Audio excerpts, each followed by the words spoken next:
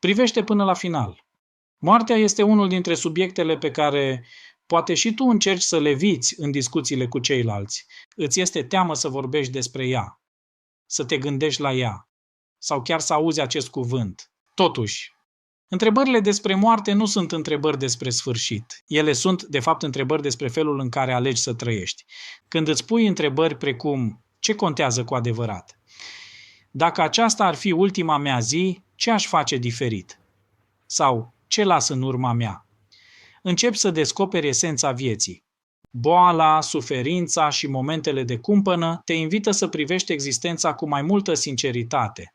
Ele te învață că fiecare clipă are valoare și că iubirea, iertarea și recunoștința merită exprimate astăzi, nu amânate.